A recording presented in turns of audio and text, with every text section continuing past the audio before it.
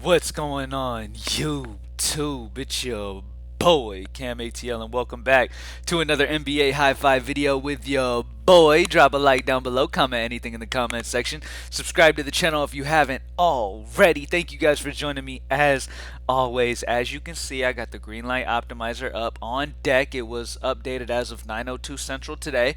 So excited to get straight into this. We have a nice little size slate today. We got some good little obvious ways to go. We got some other question mark, kind of wait and see injury news type of plays as well. But hey, we're going to figure it out. As you guys know, I'm going to put my five main guys that I like to start the day off with, the main focus of guys that I'm liking as an early look. And then as the day goes on, things can change. So don't just lock these five guys in and hope for the best later. Definitely continue to do your research as the day goes on and injury news comes out and stuff like that. But as you guys know, everything will be all package members at Greenlight DFS. Everything will be updated and posted on the site about 30 to 15 to 30 minutes before the slate starts, depending on how much late news we're getting and what adjustments we need to make. And then once you get that entered, make sure you follow me on Twitter at cam_ATL because I update all night long if needed. All right. So let's go ahead and get straight into this. So I'm going to scroll down to right here. There we go. All right, so first and foremost, let's get straight into it. We got a good game here with Milwaukee and Charlotte is the first thing that caught my eye. All right, Milwaukee, Charlotte's a good fantasy point environment. If you have the money, then Giannis is probably going to be the top spend up of the day. I really, really love this game here, especially for the Milwaukee side. Charlotte gives up a ton of fantasy points, and it's been the way to go this year so far. It's just playing guys against Charlotte because that defense doesn't really do much.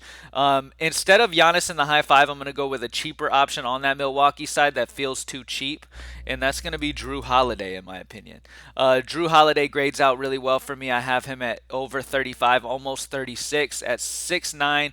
If you round him, even if you round him up to 7K, I still have him at 5X, over 5X. So I love Drew Holiday here. Great matchup against Charlotte. He's been playing really, really well lately. This is a Charlotte team that just gave up 54 to Kevin Porter Jr. Drew Holiday's been playing really well as of late as well, having over 40 in two of the last three games. At 6'9", I really, really like this spot here for Drew Holiday and a plus fantasy point environment here. All right, I'm going right back to it. A lot of y'all might be like, "Well, why would you do this?" Because he let us down big time last time, man. But in fantasy sports and DFS, you have to really have a short memory, man. And at the end of the day, Karis LeVert isn't getting any type of injury bump, which is the only down part. But a guy like Karis LeVert here, he's going to be getting mid 30 minutes. Okay, he's got a great matchup against Atlanta. And at 5'4", he's just a guy who can go off at any moment. At 5'4", he just feels too cheap. I have him projected right around the 30 range, which is probably where I'm going to have him projected most days. You know what I mean? Because at the end of the day, that is around the average that he will get when he's playing mid 30 minutes. You know what I mean? He's right around that fantasy point per minute. Sometimes he goes over depending on if he's hot or not. Sometimes he'll go slightly under, but it's never far away from a fantasy point per minute.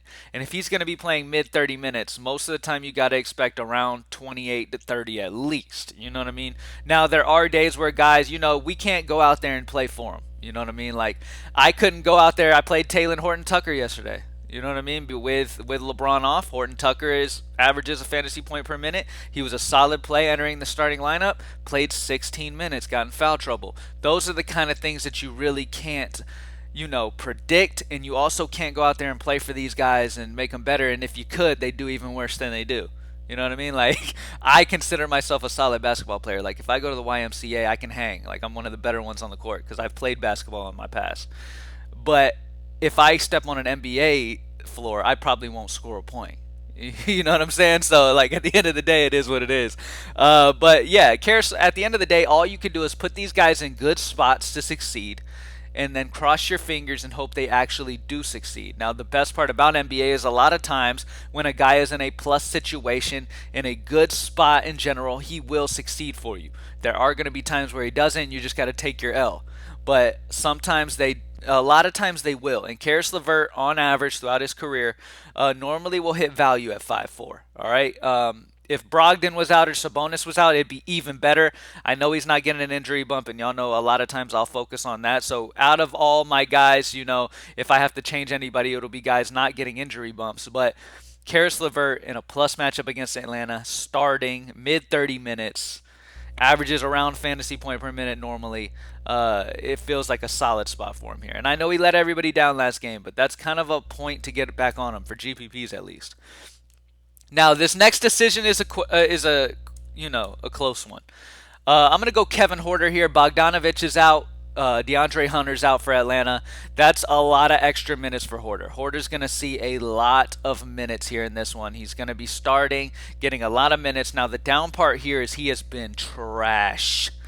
He has been playing so bad, but at the end of the day, he is in a position to succeed. He's getting extra minutes. He's projected to play around 33 to 35 minutes in this game. Cam Reddish is questionable, so if Cam Reddish misses, that's even more of a bump, which is why I really side with him here. I really like this spot for him here. They are really banged up right now with Bogdanovich and Hunter off the floor, and possibly Reddish. Hoarder's going to be expected to do a lot. I haven't projected over 24, so he's projected easily 5x here. I really like this spot for him. If Reddish is in, he's another guy I really, really like. At 3-4, you're saving 1,000 off Hoarder, and I think Cam could also go for the 30 or so. You know what I mean? Because he's going to be expected to play more minutes as well. And Cam Reddish, unlike Hoarder, has been playing really well as of late as well. He's in better form recently as well. So I like Reddish. I like Hoarder. It's just kind of a wait and see on what we're looking like here. If Cam Reddish is out, I'm locking Hoarder. If Cam Reddish is in and good to go, then I possibly might consider saving 1,000 to go Reddish. It just kind of depends on what the slate's giving us later. But right now, I'm going to go with the guy in the starting lineup who's not questionable, getting major bumps. All right. Next up, I got to go with my two guys who have just gotten me so much money lately, and that's Christian Wood and Kevin Porter Jr., both from the same team. Both of these guys have been phenomenal. They are the Houston offense. Christian Wood and Kevin Porter Jr. are the Houston offense. They are the Houston team in general. The other players might as well just go sit down, and these two guys just let them do their thing. Christian Wood has been amazing. Recent form, he's one of the better players in the league right now, fantasy points per minute. He's smashing. Kevin Porter Jr., same exact thing. He's been smashing as well. The only time that Kevin Porter Jr. against OKC so far this year, they've played OKC 3 times. The only time he didn't get damn near 50 is when he did not play on November 17th.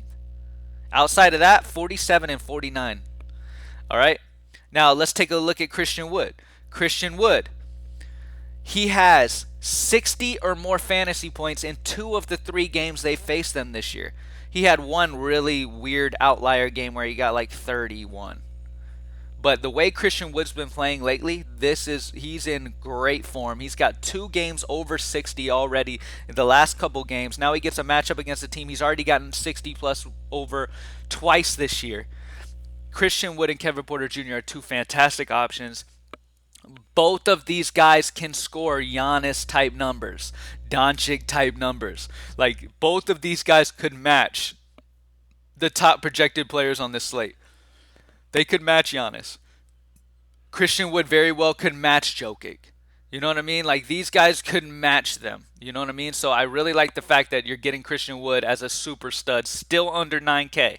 That's still a huge discount for him. And Kevin Porter Jr. at 7.4, his price just is not moving. You know what I mean? Like, Christian Wood's price is moving fairly well. Kevin Porter Jr.'s 7.4 is like the last price Kevin Porter was 6.8 in the last game. So they bumped him up a little bit, yes. So both of these guys have got bumped up a little bit, but they're still just too cheap for the amount of usage they have in this offense. Kevin Porter with no Jalen Green and multiple other guys questionable and out as well for Houston. So it's just they're beat down. OKC on the other end, Muscala's questionable. Derek Favors is going to miss, which is one of their better defenders down low. So I really like this spot for Houston a lot. And that's the high five, y'all. Drew Holiday, Karis LeVert, Kevin Hoarder, Christian Wood, and Kevin Porter Jr. Y'all smash this slate tonight. Greenlightdfs.com. Join the squad when you grab your NBA package. If you're going to roll with the squad, you might as well do it early so you have ability to check out the optimizer, check out my projections all throughout the day, kind of get an idea of where I'm liking going on this slate so you can build your GPP and stuff like that. A lot of our members use the Greenlight Optimizer for their GPP builds because it gives you that ability to build 150 lineups just by clicking a button. You know what I mean? So check it out, greenlightdfs.com. Appreciate you guys for joining me as always, and let's get it. I'm out.